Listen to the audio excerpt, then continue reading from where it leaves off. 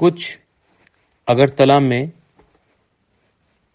रहने वाले पत्रकार, न्यूज़पेपर, वेबसाइट जो सिर्फ अगरतला में ही रहते हैं, जिंदगी में कभी खुमुलुंग एक बार गए होंगे, अम्बासा कभी नहीं गए होंगे, साबरूम कभी नहीं गए होंगे, कंचनपुर, कोरबुक, रायमा वैली कभी नहीं गए होंगे। सिर्फ उनका पूरा जो पत्रकार है सिर्फ अगरतला में रहता है।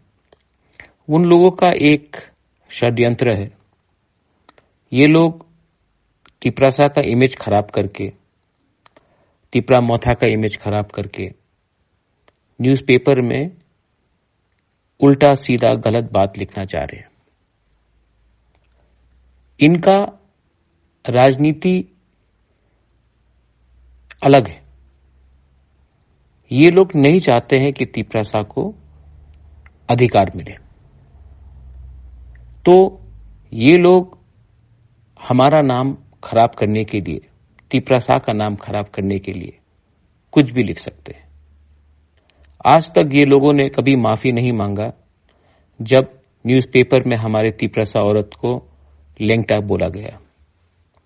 आज तक ये लोग ने कभी नहीं बोला है कि माधवबारी में जो गोली मारा गया था उनका आज तक अरेस्ट क्यों नहीं हुआ है। आज तक ये लोग ने नहीं बोला है मंत्रीलाल काइपिंग को जब मारा गया तो उसके खिलाफ क्या कार्रवाई हुआ है।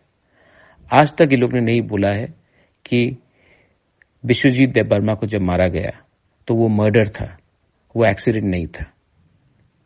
ये लोग असली खबर किसी को नहीं देते हैं। हमेशा टिपरासा का नाम खराब करने के लिए उनका एक प्लानिंग रहता है।